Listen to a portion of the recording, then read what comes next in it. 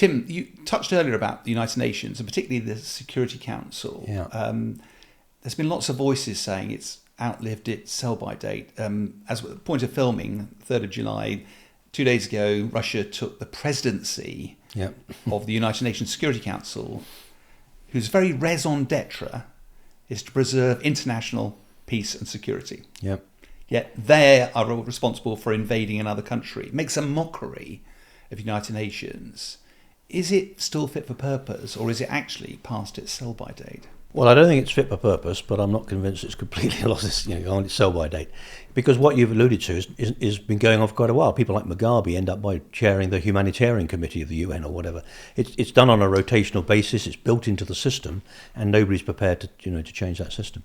I mean, I served with the United Nations in Cyprus on a peacekeeping operation, and I happen to know Mark Malloch-Brown, who was the chief of staff to Kofi Annan in the UN, and then ended up as the deputy secretary general for the UN.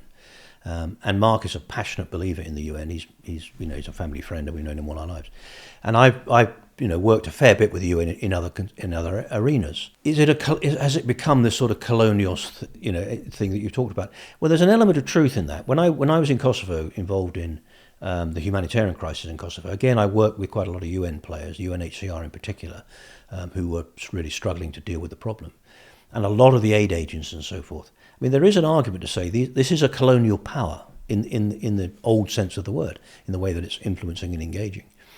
Of course, it was set up for good reason. It was set up by the victorious powers with the Security Council and all of that. But I think in today's world, it is not working as in the way that we would all want it to work, and therefore it does need to change. But you and I having this conversation is no different to one that's been going on, to my certain knowledge, for the last 20 years in the UN, about how do you make that change? Because the permanent members are not prepared to lose. Other nations like Brazil and India want to become members of the permanent, make it a permanent P7 or P8 or whatever, Germany and so on. But you have to enable that to happen. And I just don't think there's enough real desire to see that change. And what do you replace it with? What does it look like? It's easy to say it's broken, but you've got to have some sort of better solution to put in its place. No, I'm a bit more critical, I suppose, is that the great powers that formed this, the failure of the League of Nations at the time, it's we won the war, we can lay the foundations for the future. And that lines were redrawn on maps, different institutions came into power. But it's very difficult not to see that as a bygone era. It's largely led still by American money, isn't it? Yeah, absolutely. A lot of the nations that serve on the United Nations Security Council do very well out of it. And you sort of go, so if you were a cynic, you'd go, it's evolved into being a tool of sort of Western democracy rather than being a way of trying to solve global issues. And the danger is a bit like with NHS. We all know that it can't continue in its current form for 100 years, but are we going to wait for it to just fall apart before we do something about it? And the United Nations just feels now, this latest turn of the wheel, has it got any credibility left? And actually, is it time, if we don't do something about it, the rise of BRICS, the rise of alternatives to NATO, are we actually forcing a polarization of the world because we believe that the United Nations is still in principle correct, but actually we don't see it as being dominated by a Western power that's increasingly out of step with the rest of the world? Yeah, is it dominated by the Western powers? Well, question. China and Russia are clearly members of the P5, so they are engaging and can stop all sorts of things happening. I think you touched on a couple of issues there. One, of course, is how this thing is funded. And the bottom line is America funds a huge chunk of it. And somebody like Trump could well come in and say exactly what we're discussing. This is not working. It's not fit for purpose. I'm not prepared to fund this anymore.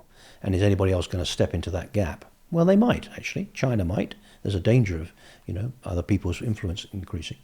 But so the funding issue could well force change. I do think there are a lot of good people within the UN who seriously do want it to change, but they don't know how, they don't know what it should look like. I think that move in 1945, 1950, with big international organizations that came out of that period, post World War II, the World Bank and all of the other big international organisations, a lot of them are in the same position really. We've moved on, and so that the whole of the World Development Programme and the other institutions within the UN still do some very good work. I don't think we should lose sight of that. There are still good people doing good stuff out there under the umbrella of the United Nations and indeed the World Bank and IMF and all these other things. But the pressures that are emerging from China and Russia in the way we've discussed, and those other nations that are also thinking, hang on a second, this no longer works, be it India, be it Brazil, be it these other nations in Africa and so on. So I suspect this pressure is not going to go away, but again, without repeating myself, until you can put on the table what this thing could look like that would be better, I suspect it will stumble on for quite a long time. And the danger is it's a bit like that apocryphal frog. Yeah. Put it in a... Yeah, which apparently is not true. Well, no, exactly. but the whole cold water breeds the boil, it dies. Exactly. Drop it in boiling water, it leaps straight out again. There's that sense that when you have institutions like this that go on for so long and do some really good work, I'm not remotely saying it doesn't. But there is a certain irony, the hypocrisy of where we find ourselves today. It's very difficult not to see that the major powers, particularly the five who are the P5, that hold all the power, it's just become a... Well, and again, I don't disagree with that. I mean, the other thing I would say, having worked a lot with the UN and indeed the aid agencies, the international organisations, who claim to be independent, neutral and impartial, no organisation and no person is independent, neutral or impartial. We all carry the baggage of our experiences and so forth. They work hard to deliver on that as best they can. But the UN, in that sense, I don't think is that anymore, if it ever was. So yeah, I think it will stumble on for quite a while. I think the funding issue could be a defining time.